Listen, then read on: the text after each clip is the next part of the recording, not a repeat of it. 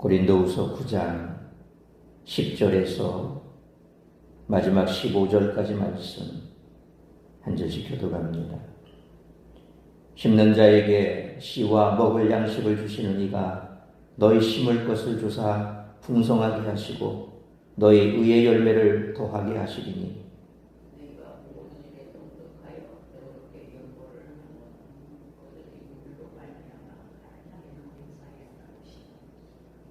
이 봉사의 직무가 성도들의 부족한 것을 보충할 뿐 아니라 사람들이 하나님께 드리는 많은 감사로 말미암아 넘쳤느니라.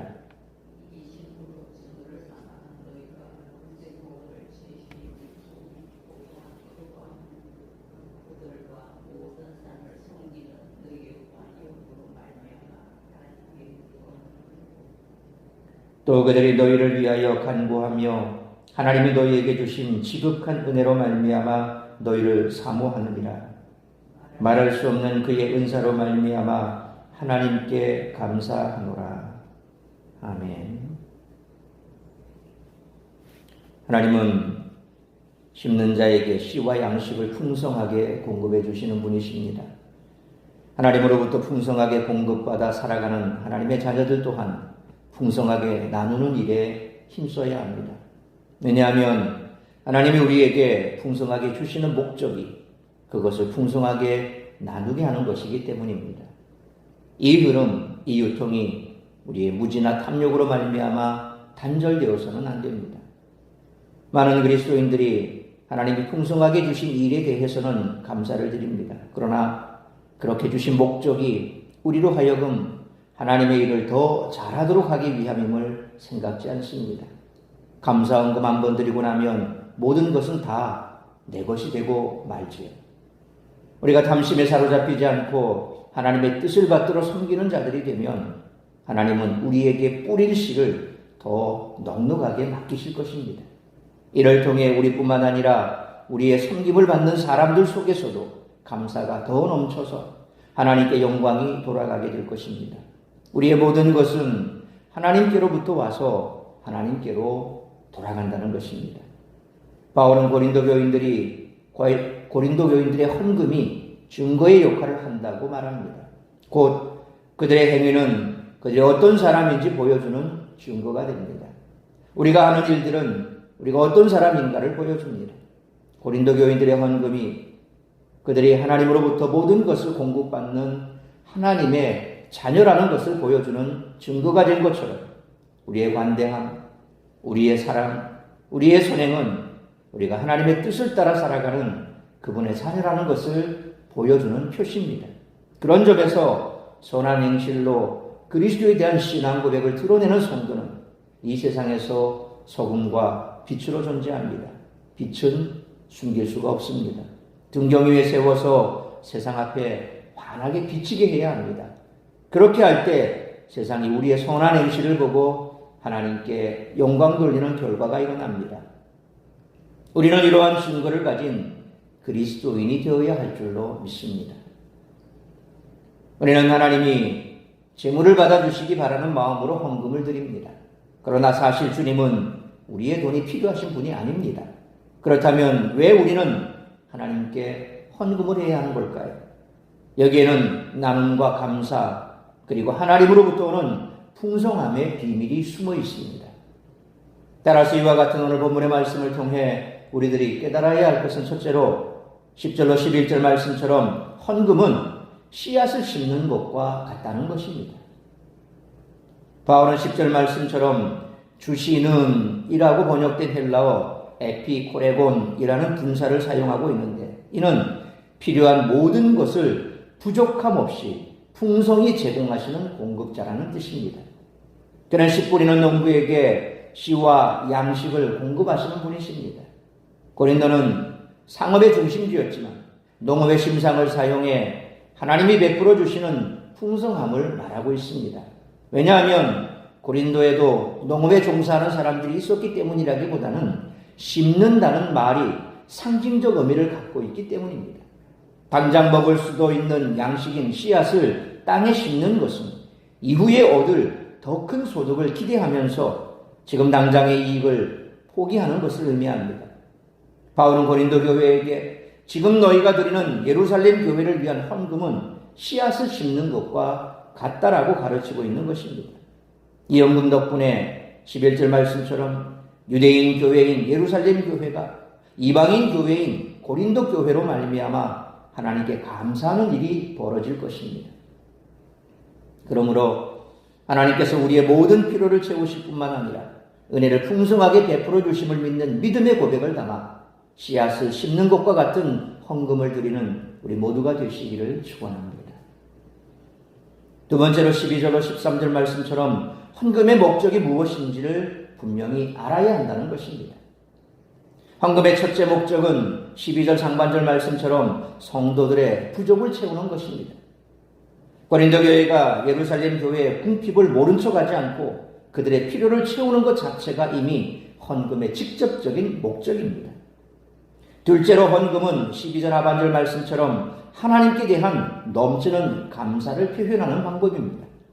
하나님이 베풀어 주시는 모든 은혜에 대한 감사를 헌금으로 표현할 수 있습니다.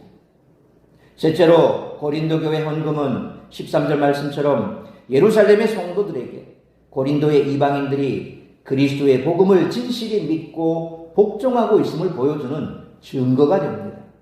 이를 통해 예루살렘의 성도들은 세상의 모든 족속이 예수 그리스도를 통해 하나님을 알게 되었음을 인정하고 하나님께 영광을 돌리게 될 것입니다. 여러 이방인 교회로부터 예루살렘 교회에 도착하는 헌금은 유대인 성도들이 이방인을 형제로 받아들이는 계기가 되었을 것입니다. 이런 일들은 지금 우리들에게도 동일하게 일어납니다.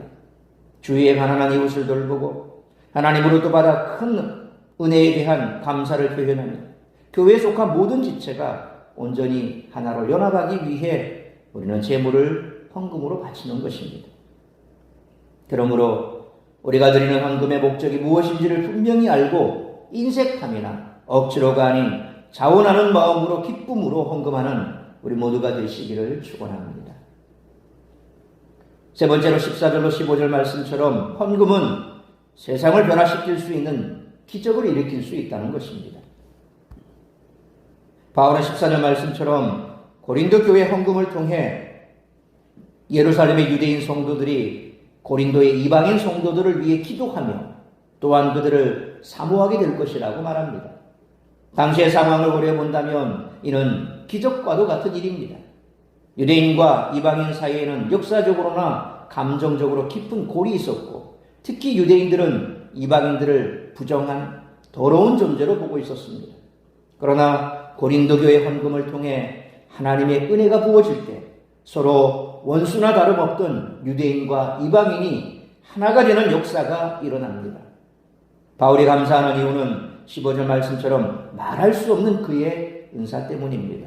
여기에서 은사로 번역된 헬라어 도레아는 선물을 뜻하는데 좁게는 고린도 교인들에게 주신 선물이지만 더 큰 범주 곧 하나님의 구원의 선물을 아우르는 것으로 볼 수 있습니다.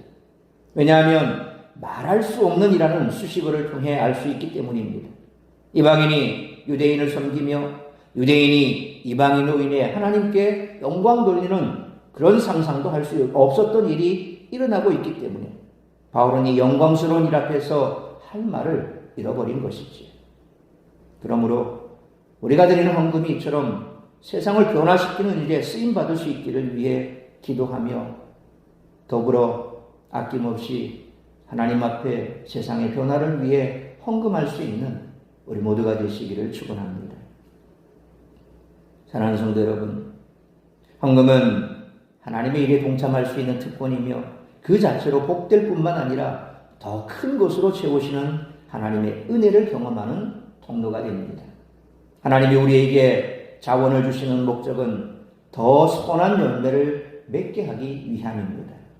그러므로 하나님이 주신 것을 헌금을 통해 나눔으로 더 크고 풍성한 은혜를 경험하고 세상을 하나님의 나라로 변혁하는 귀한 경험을 할 수 있는 우리 모두가 되시기를 주님의 이름으로 축원합니다. 기도하겠습니다. 걸어가신 아버지 하나님, 은혜와 사랑을 감사합니다. 오늘도 새벽을 깨워 말씀으로 예배로 하루를 시작하게 하시니 감사합니다. 오늘은 거룩한 주일입니다. 우리가 주님 앞에 드리는 모든 예배 가운데 오늘 특별히 주님께서 복되게 허락하신 이 주일 말씀으로 하루를 시작합니다. 오늘 우리에게 주신 말씀처럼 우리가 매주일 주님 앞에 예배할 때마다 드리는 그 헌금이 어떤 의미가 있고 또 그 헌금의 목적이 무엇인지를 우리가 다시 한번 가슴에 새기기를 원합니다. 그 목적과 헌금을 우리가 어떻게 사용해야 되고 또 우리가 하나님 앞에 드리는 헌금을 어떻게 드려야 하는지에 대해서 분명한 의미를 가지고 있다면 오늘도 우리가 주님 앞에 아낌없이 헌금할 수 있고 또한 그 헌금을 통하여서 이 땅을 변화시킬 뿐만 아니라 하나님 나라 확장과 우리가 하나님 앞에 참으로 구원받은 하나님의 백성임을 증거하는 중요한 표시로서 하나님 앞에 헌금할 때에 그것은 마치 씨앗을 땅에 심는 것과 같은 더 풍성한 것으로 우리가 돌려받는 귀한 기회가 된다는 사실을 깨닫게 될 것입니다. 그러므로 오늘도 이 말씀 가슴에 새기며 우리가 매주일마다 하나님 앞에 올려드리는 그 헌금이 이제는 분명한 목적과 의미를 우리가 가슴에 새기면서 하나님 앞에 올려드릴 수 있는 우리 모든 성도들 되게 하여 주옵소서. 그리함으로 이 헌금이 쓰이는 곳마다 하나님의 영광이 드러나고 또한 바치는 손길마다 우리 하나님께서 더 풍성하게 채워주심으로 이와 같은 선순환이 이루어지므로 교회가 주님 나라와 복음을 위해 더 힘있게 일을 하고 또 성도들은 그로 말미암아 교회 안에서 서로서로 균등의 법칙을 이루어 어려운 자도 힘든 자도 교회가 그들을 돌아보고 또 성도들이 그들을 돌아보는 그와 같은 아름다운 믿음의 공동체를 세워가는 우리 모두가 되게 하여 주옵소서. 오늘도 드려지는 이 새벽 예배를 시작으로 드려지는 모든 예배들이 하나님의 은혜와 영광 가운데 주님 기뻐 받으시는 예배가 될 수 있기를 간절히 빌고 소원합니다. 무엇보다도 아픈 성도들 치료하시고 회복시키시어 예배하는 자리로 나올 수 있게 하시고 상처받은 자, 시험 든 자 그들도 다시 한번 하나님의 말씀 앞으로 나와 이제는 좌로나 우로나 흔들림 없는 믿음의 삶을 살아갈 수 있도록 붙들어 주옵시고 오늘도 주님께서 기뻐 받으시는 복된 예배의 자리가 될 수 있기를 간절히 빌고 소원하오며 이 모든 말씀 우리 주 예수 그리스도의 이름으로 기도하옵나이다. 아멘.